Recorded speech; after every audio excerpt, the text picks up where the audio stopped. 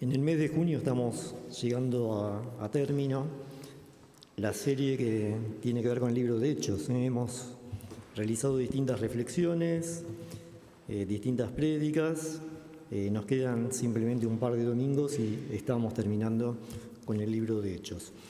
El tema que nos convoca hoy, tanto aquí como en Olivos, es cómo ser una comunidad consciente del contexto en el que nos toca vivir, ¿sí? Una comunidad consciente de su contexto. Obviamente esto tiene que ver con cómo compartimos el mensaje de Dios, cómo vivimos la espiritualidad, cómo tomamos contacto con todas las cosas que vamos viviendo cotidianamente como ciudadanos de esta tierra. Y yo quisiera que nos hagamos una pregunta inicial, ¿no? Como para empezar a vivenciar un poquitito el tema que queremos trabajar en esta mañana. ¿Les ha pasado a cada uno de ustedes, viajando o conociendo otros países, que han querido comunicarse y el idioma era tan difícil, tan complejo, que no entendían nada, no se podían expresar, no podían pedir algo adecuadamente? ¿Les ha pasado esto en algún momento de sus vidas?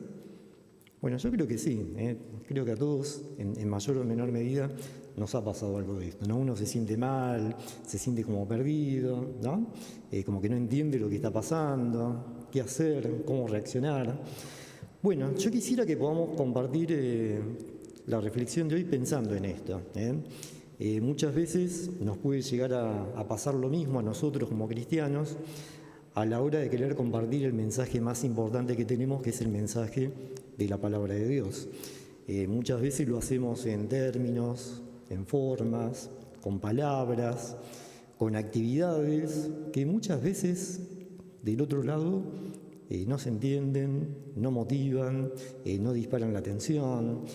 Hablamos a veces en términos tan complejos, tan difíciles, que la gente no logra captar lo que queremos compartir, siendo que es el mensaje más importante que tenemos para compartir, ¿sí? Y yo creo que la charla en el día de hoy tiene que ver con esto, ¿no? O sea, cómo podemos realmente conectar el Evangelio de Dios, el mensaje de salvación de Dios, con las necesidades puntuales que hoy vemos en nuestra sociedad, en nuestra cultura, en nuestro mundo.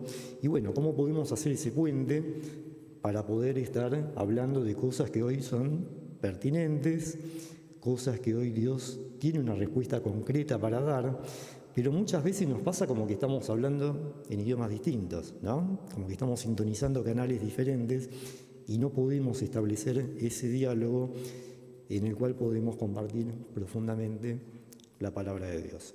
Yo le voy a pedir a Lucas o a Ailén, no sé quién de los dos, que ponga una imagen acá, Y voy a excluir de esta actividad a Martín y a Javier, por razones obvias, ¿sí? Ambos teólogos, ¿sí? ¿Alguien puede leer lo que tenemos ahí en pantalla? ¿Se ve, no? No se ve. Bien, es griego, Alguien identificó el idioma, muy bien. Por eso excluyo a Javier, que está estudiando griego, y Martín, que obviamente tiene años también en esto. Si estuviese Douglas también, o Guillermo.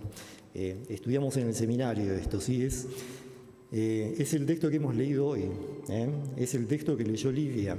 Ahora, fíjense qué diferente lo que leyó Lidia a lo que tenemos ahí. Imagínense si solamente nos hubiésemos comunicado en este idioma griego básico, que obviamente es el idioma en el cual se escribió el Nuevo Testamento, o sea que palabra más fiel que este texto original no podemos encontrar, ¿sí? Ahora, con toda la fidelidad de este texto, si no lo traducimos, si no lo ponemos en palabras que sean comprensibles a nuestro idioma, es exactamente lo mismo que nada. Es la nada misma. No lo entendemos, no vamos a poder vivirlo, no vamos a poder experimentarlo. Y bueno, yo creo que cuando estamos pensando este tema, ¿no? Cómo ser una comunidad consciente de su contexto, bueno, tiene que ver con esto. Cómo vamos haciendo las traducciones del Evangelio, de la espiritualidad, en un idioma en el cual se pueda entender, se pueda comprender, se pueda trabajar, se pueda dialogar. Y créanme que a lo largo de toda la historia de la Iglesia, esto siempre ha sido un tema de tensión, un tema difícil, un tema en el cual por momentos se le prestó atención y por momentos se desconoció absolutamente esto. Y me parece que es muy importante que podamos pensar hoy, aquí, ahora, ¿sí?, cuáles serían las mejores formas, ¿sí?, el mejor lenguaje, las mejores actividades para poder comunicar y contextualizar el Evangelio en un modo que sea relevante para la sociedad en la actualidad. Creo que si como Iglesia no nos hacemos este planteo, esta pregunta, bueno, probablemente estaremos muy bien, contentos aquí dentro, pero va a ser muy, pero muy difícil que podamos comunicar en nuestra ciudad, en nuestro país, en nuestra Latinoamérica, las verdades más esenciales del Evangelio que pueden resolver muchos, o casi todos, los temas que hoy son temas de preocupación social. Dicho esto, yo quisiera que pensemos 3 ejemplos en el día de hoy. Un ejemplo que es el ejemplo de Cristo, un segundo ejemplo que es el Congreso Internacional de Evangelización más importante que ha tenido la Iglesia, está bien, que dio forma a lo que se llama el Pacto de Lausana en el año 1974, y después a partir de esto, bueno, hacer algunas reflexiones sobre el texto que hemos leído en esta mañana. Lo primero que yo quisiera que podamos pensar es también un texto muy, pero muy conocido, Juan 1:1, todo el capítulo primero de Juan, dice que el Verbo, la palabra se hizo carne, Jesucristo se hizo carne, ¿sí?, y habitó entre nosotros. Y yo creo que acá tenemos el primer ejemplo concreto y muy, pero muy importante que tenemos que entender, que tenemos que conocer si queremos comunicar y contextualizar el Evangelio de Dios en medio de este siglo XXI tan difícil y tan complejo que estamos viviendo. Fíjense que lo primero que hace Jesucristo mismo como Hijo de Dios es encarnar la palabra. O sea, la palabra deja de ser simplemente palabra y se materializa en una persona, con conductas, con hábitos, con una cultura, con un idioma, con una presencia en el mismísimo lugar en el cual vos y yo habitamos cada día de la semana. Dios, cuando nos tiene que hablar, cuando se tiene que comunicar con nosotros, vino directamente al lado nuestro, no lo hizo desde un lugar lejano, en un idioma incomprensible. Dice el texto que vino y habitó entre los hombres, y si uno sigue leyendo el Evangelio de Juan, en ese habitar con nosotros compartió su luz y su verdad cotidianamente con su generación, ¿sí? Tomando como referencia el Pacto de Lausana, van a ver que tiene mucha relación con esto que presenta Juan capítulo 1 y Hechos capítulo 17. Mire lo que dice. Este pacto enfatiza que la evangelización contextualizada debe ser bíblica, completamente bíblica, ¿sí? Creo que todos estamos de acuerdo con eso. Tiene que ser integral, es decir, que tiene que abordar todas las dimensiones humanas, todas y cada una de ellas. Tiene que ser, y acá avanzamos, ¿no?, y subimos algunos escalones, culturalmente relevante, y si quieren vamos un pasito más allá. Tiene que ser comprometida con la realidad social, la realidad política, la realidad humana y ciudadana del ser humano. Y va un paso más allá todavía, el Pacto de Lausana. Dice que los evangelistas de Cristo, es decir, cada uno de nosotros, como discípulos de Cristo, debemos tratar humildemente de vaciarnos de todo, ¿sí?, despojarnos de todo, excepto de nuestra autenticidad personal. ¿A fin de qué? A fin de convertirse en siervos de los demás, y las iglesias deben tratar de transformar y enriquecer la cultura, todo para la gloria de Dios. Bueno, obviamente que después del Pacto de Lausana este tema ya quedó saldado, cerrado, por lo menos teológicamente. El tema es que me da la sensación de que muchas veces como cristianos, como iglesias, no sé si somos tan conscientes de lo que realmente implica y significa compartir el Evangelio de un modo tal que genere los cambios en nuestra sociedad que solamente el Evangelio puede hacer. Así que la idea es que podamos ver un poco Hechos 17 a la luz de esto, del Pacto de Lausana, que obviamente no estaba escrito, Pablo no sabía nada de todo esto, pero pone en práctica todo esto, ¿sí?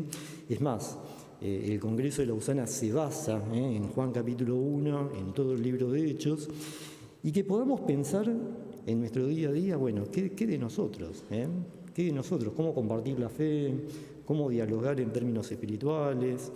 ¿Cómo llevar nuestra espiritualidad fuera de este ámbito, en lo cotidiano? Y acá es donde me parece que hay algunas frases de Hechos 17 que me parece que es muy importante que podamos poner el foco, pensar, dedicar un tiempo para reflexionar. Y me parece que todo empieza con el versículo 16. Dice que Pablo, caminando a Atenas, ¿sí? Caminando esa ciudad griega tan importante, dice que vio el estado de la humanidad, vio lo que estaba pasando y le duele el alma, le duele la mente, le duele la psique, ¿sí?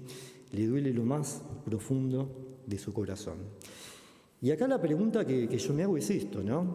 A ver, en primer lugar, si tenemos la capacidad de caminar la ciudad, de recorrer la ciudad, ver qué vemos, qué pasa, qué observamos, ¿no?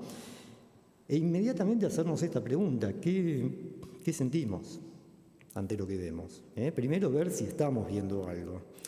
Si no estamos viendo nada, bueno, evidentemente hay algo que vamos a tener que ajustar en nuestra vista física o en nuestra vista emocional y espiritual, o las tres. Y dicho esto, pensar si tenemos algo para proponer que genere algún tipo de cambio en esto que estamos viendo y que evidentemente no nos gusta, porque es triste, porque es feo, porque muestra quizás lo más triste de la pérdida de la dignidad humana en muchos casos. Y me parece que Pablo tomó contacto con esto, vio esto de diferentes maneras. Y dice que se sintió muy, pero muy angustiado, muy triste, e inmediatamente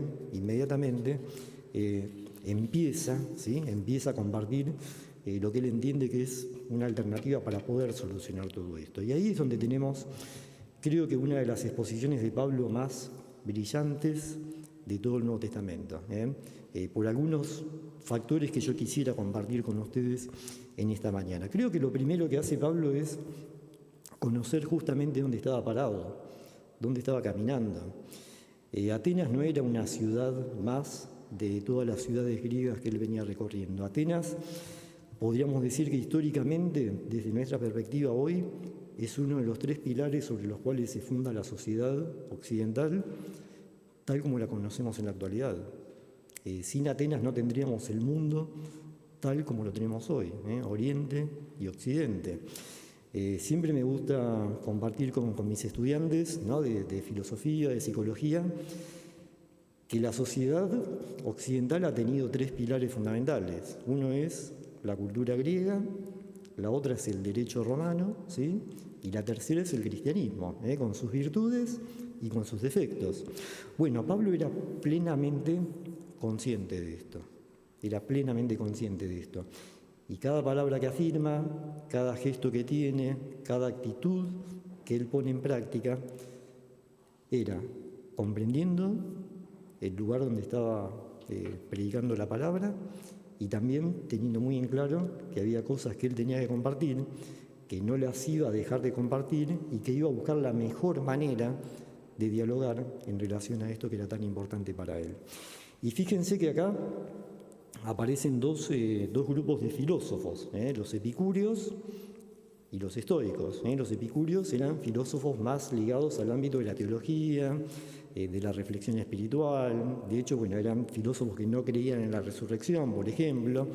Por eso les llama tanto la atención cosas que Pablo empieza a decir y le empiezan a hacer preguntas. Y los estoicos eran una corriente filosófica que tuvo por lo menos 500 años y compartió parte de su filosofía con el imperio griego y parte de su filosofía con el imperio romano. Es más, hubo emperadores romanos que eran estoicos, ¿sí?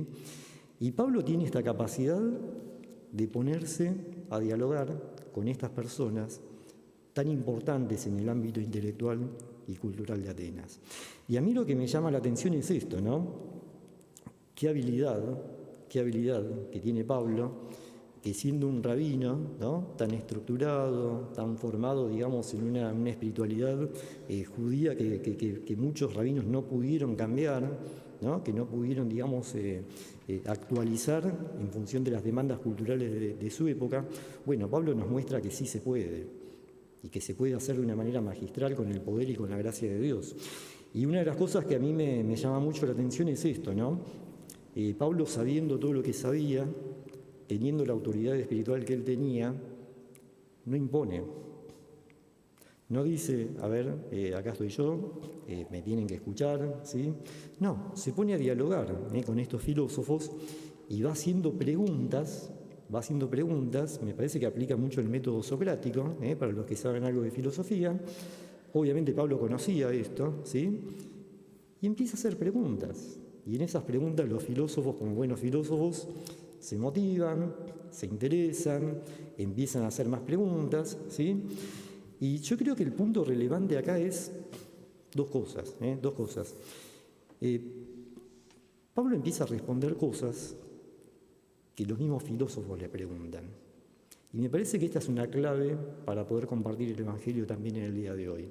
Muchas veces nosotros vamos imponiendo temas, agenda, cosas, y no escuchamos o no entendemos cuáles son las preguntas que la gente tiene, la gente común de la calle, y nosotros desde la espiritualidad podemos dar una respuesta a esto. Con este método Pablo logra llegar al Areópago. ¿Qué era el Areópago? Bueno, de vuelta, históricamente creo que era uno de los lugares más trascendentes de la cultura greco-romana. ¿Por qué? Bueno, básicamente porque en el Areópago se discutía de política, se discutía de religión, se tomaban temas vinculados a la justicia, se exponían planteos filosóficos a lo largo de 600, 700 años de historia del Imperio griego y luego del Imperio romano. Y de vuelta, ¿no? Yo pienso en esto. Pablo no se mete de prepo en ese espacio. Lo invitan. Quizás el texto muestra como que a veces, depende cómo uno lo lee, quizás esa invitación no fue tan pacífica, ¿no? Porque a veces uno lee la Reina Valera, dice que lo toman y lo llevan, ¿no? Después vemos en el contexto que en realidad esto era una cuestión de que querían hablar con él, que querían discutir filosóficamente, que querían debatir, que estaban interesados, ¿sí? Después casi que algunos no terminan creyendo, ¿está bien? Y me parece que esto es importante entenderlo también. Aún el mismísimo Pablo hizo lo mejor que tenía que hacer y después no lo hemos leído hoy porque no da el tiempo, ¿no? Pero al final de este capítulo de Hechos vemos que solamente 2 o 3 personas, un grupito muy pequeño de personas, terminan creyendo en su mensaje. Y la mayoría se burla, La mayoría de estos filósofos se burlan, ¿sí? A lo que voy es a lo siguiente. Yo me hago esta pregunta, ¿no? ¿Cuáles son los lugares hoy que están vinculados a tomas de decisiones, lugares que quizás no estamos accediendo, pero que no estamos accediendo porque a lo mejor no estamos entendiendo qué es lo que tenemos que hacer, cómo nos tenemos que posicionar, qué diálogos tenemos que construir para poder acceder a esos lugares en los cuales el Evangelio en el día de hoy no está llegando, ¿sí? Y la habilidad de Pablo es que él simplemente tuvo presencia, se puso a dialogar, fue presentando el Evangelio de una manera muy, muy, muy sabia y lo llevan, ¿sí? El Areópago era como, si hoy podríamos decir, el Congreso de la Nación, el Consejo de la Ciudad, ¿sí? El Consejo Deliberante. O sea, ese es el lugar al cual Pablo puede acceder simplemente porque en una actitud de humildad y de sabiduría empieza a dialogar y empieza a presentar el Evangelio disparando preguntas que son las preguntas que todo ser humano, por lo menos en esa época, tenía necesidad de encontrar una respuesta. Y cuando uno va avanzando en esto, ¿no? Me parece que hay otro aspecto que también es muy importante.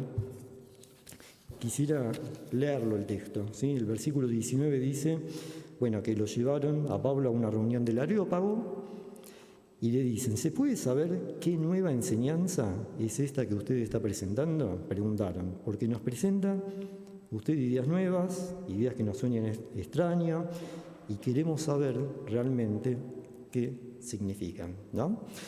Y yo acá lo que pienso es lo siguiente, siempre decimos que el Evangelio son las buenas nuevas. Cuando uno va al griego, Evangelio es eso, ¿sí? Algo nuevo que estamos compartiendo. Y cuando alguien comparte algo nuevo, bueno, eso ya despierta curiosidad, ¿sí? Cuando alguien comparte algo que por ahí no se escucha todos los días, bueno, es esto, ¿no? A ver, ¿qué ideas extrañas me estás compartiendo? Y extraño acá significa algo nuevo que quiero conocer, que quiero descubrir, que quiero ver. Pablo tuvo esa habilidad de hacer del Evangelio lo que realmente es el Evangelio, compartir algo novedoso que no se está diciendo en el ámbito y en el momento en el cual la gente está receptiva para poder escuchar, ¿no? Y yo creo que acá me parece que uno ya empieza a pensar un montón de cosas, ¿no? ¿Cuál es la novedad del Evangelio? ¿Qué novedad tenemos para presentar, para compartir en este día a día tan conflictivo, tan violento como hemos orado, ¿no? Falta de paz, agresiones, soledad, un mundo que está tan convulsionado. Bueno, creo que nosotros tenemos muy buenas noticias y muy nuevas noticias para este mundo que está absolutamente en un caos y no se sabe muy bien cómo va a desencadenar todo este caos, ¿sí? O sí se sabe, sí se sabe. Si la paz de Dios y el Evangelio de Dios no interviene, las cosas generalmente se siguen complicando, ¿sí? Y cuando uno avanza en el texto, yo quisiera que podamos leer un poquitito el versículo 22, reflexionar sobre el versículo 22 y 23. Fíjense que ya Pablo en el Areópago dice que se pone en pie, que toma la palabra con mucha autoridad, ¿sí? Dice ciudadanos atenienses, ¿no? De vuelta, o sea, él tenía muy en claro a quién le estaba hablando y dónde estaba hablando. Dice, observo que ustedes son sumamente religiosos en todo lo que hacen. Al pasar, al caminar la ciudad, al conocer la ciudad, encontré incluso un altar con esta inscripción: adoramos al Dios que no conocemos. Bueno, a ese Dios que ustedes no conocen es el Dios que yo quiero compartir en este día de hoy. Y lo que yo destaco es esto, ¿no? Que muchas veces nos cuesta esto, nos cuesta como cristianos, aún siendo una iglesia histórica, a veces nos cuesta esto, que es reconocer aspectos positivos de la cultura a la cual nosotros queremos compartir la fe y la gracia de Dios. Muchas veces pensamos que está todo mal, que afuera de este espacio es todo malo, como que Dios no estuviese presente en ese espacio, ¿sí? Y sin embargo Pablo nos muestra que aún una cultura tan politeísta, tan pagana, como era la cultura ateniense de aquella época, él dice, ustedes tienen algo bueno, tienen una búsqueda espiritual. Quizás no la están canalizando, a lo mejor de la mejor manera, pero yo quiero destacar esto, ¿no? ¿Y qué es lo que está haciendo Pablo? Bueno, está buscando un punto de contacto, un punto de diálogo.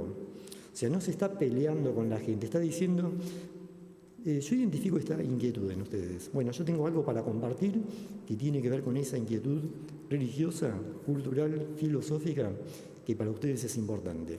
Charlemos, hablemos, debatamos, ¿sí? ¿Y qué es lo que hace? Bueno, va un paso más allá, y toma un elemento presente en esa cultura, que es esta estatua al Dios no conocido, y a partir de ahí, tomando ese elemento cultural, construye un diálogo, una presentación del Evangelio, en la cual estos filósofos están sumamente receptivos para escuchar y tratar de entender qué es lo que se está presentando. Y acá la pregunta que nos podemos hacer es esta, ¿no? Si nosotros hoy tenemos que compartir nuestra fe con otros, ¿cuál podría ser ese espacio en común, ¿sí? ¿Cuál podría ser aquel aspecto de la cultura que podemos destacar que nos permita acercarnos, dialogar, presentar la fe, hablando el mismo idioma, teniendo intereses en común, ¿sí? Con una actitud de humildad, no presentándonos como personas que imponemos nuestra creencia, que imponemos nuestros valores, entendiendo que en una cultura tan pluralista como es la cultura en el día de hoy, si uno se maneja en esos términos probablemente no nos van a escuchar, vamos a perder una oportunidad. Y lo más triste de todo es que tenemos algo para compartir, pero los medios, ¿sí?, o las actitudes que tenemos muchas veces no contribuyen a que el poder del Evangelio se pueda manifestar y se pueda expresar. Creo que es muy importante que podamos pensar en esto, ¿cuáles son esos lugares comunes que hoy podemos aprovechar para compartir la fe? Y yo acá tomo a John Stott, John Stott, que lo he mencionado también hace un par de domingos. Él dice que el ser humano, y yo coincido bastante con esto, ¿no?, si bien lo escribió hace 20 años atrás, 30 años atrás, él dice que la sociedad y el ser humano en general tiene por lo menos tres necesidades básicas, que el Evangelio puede aportar un punto diferencial para modificar esa realidad. Una búsqueda de sentido, todo ser humano tiene que darle un sentido y un significado a su vida, ¿sí? Si no lo encuentra, como diría Víctor Frank, bueno, uno se deprime, se angustia, se enferma, se muere, así, en ese orden, ¿no? Un anhelo de trascendencia, o sea, todos queremos trascender nuestra vida, nuestro tiempo, nuestro lugar, ser mejores, crecer, desarrollarnos, ¿sí? Bueno, si el Evangelio no nos da trascendencia, ¿qué puede darnos trascendencia en esta vida, no? Y lo tercero es una necesidad imperiosa de pertenencia, un sentido de comunidad, no estar solos, no sentirnos abandonados en este mundo. Y de vuelta, me parece que el Evangelio tiene mucho, pero mucho, para compartir en el día de hoy, en una sociedad en la cual la soledad es moneda de todos los días, la angustia que genera esa soledad es profundamente existencial, gente que está rodeada de gente o de redes sociales, pero aún así hay una sensación de soledad muy, pero muy profunda. Bueno, y yo creo que el Evangelio, si toma nota de esto, si nosotros tomamos nota de esto, bueno, podemos dialogar y compartir una buena noticia, y esa buena noticia es que nadie tiene que estar solo hoy por hoy, ¿sí? Dios está a nuestro lado, el Espíritu de Dios está con nosotros. Una comunidad de fe nos acompaña y nos apoya. Imagínense el valor social que tiene esto en medio de tanta soledad global que vemos en el día de hoy. Y acá yo quisiera que podamos ir cerrando un poquitito esta idea, ¿no? Cuando uno ve la parte final del capítulo 17, que no hemos leído porque era muy larga la lectura, sino, vamos a ver que Pablo lo que hace en su exposición del Evangelio es integrar la cultura y la espiritualidad. Versículos 24 al 34, vamos a ver cómo Pablo integra lo que es la espiritualidad judía cristiana, habla temas de antropología, habla temas de sociología, habla temas de política, filosofía y arte, ¿sí? No dejó nada afuera, nada afuera, y todo integrado con el mensaje fiel y fidedigno de la palabra de Dios. De hecho, el versículo 28 dice esto, ¿no? Le dice a los estoicos, bueno, como algunos de sus propios poetas han dicho. O sea que la misma palabra de Dios está conteniendo frases filosóficas del siglo I después de Cristo. De Él somos descendientes, en Él nos movemos, existimos y somos. Afirmación más filosófica que esa, créanme que difícilmente podamos encontrar, ¿sí? Y acá está la habilidad de Pablo, conociendo su cultura. Bueno, habló en un idioma que realmente motivó, despertó una necesidad espiritual, respondió preguntas, no impuso absolutamente nada, ¿sí? Bueno, algunos creyeron y otros no, Si esto le pasa al apóstol Pablo, bueno, ¿cuánto más a nosotros? Así que no tenemos que sentirnos menos, no tenemos que frustrarnos ante esto. Sí creo que tenemos que tener la capacidad de pensar y acompañarnos unos a otros como comunidad de fe para que podamos presentar el Evangelio de una manera que sea muy dialogada con el entorno que no pertenece a esta comunidad. Y lo último para cerrar esta reflexión en esta mañana, vemos que Pablo caminaba a la ciudad y lo hacía, yo diría, siguiendo el ejemplo de Jesús. Jesús hacía exactamente lo mismo.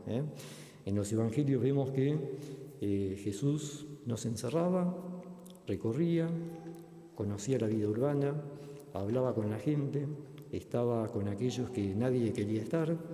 Bueno, Pablo, en definitiva, y la iglesia primitiva en general, hizo exactamente lo mismo que hacían Jesús y sus discípulos, ¿sí? Compartían la fe naturalmente, espontáneamente, genuinamente, día a día, en cada uno de los ámbitos de los cuales ellos eran parte. Así que yo quisiera que podamos pensar 3 preguntas en esta mañana, 3 preguntas. ¿Qué vemos hoy a nuestro alrededor, fuera de este espacio? ¿Qué vemos? ¿Qué vemos en los medios? ¿Qué vemos en las redes sociales? ¿Qué vemos en la calle? ¿Sí? ¿Qué estamos viendo? ¿Qué sentimos? ¿Sentimos lo mismo que sintió Pablo?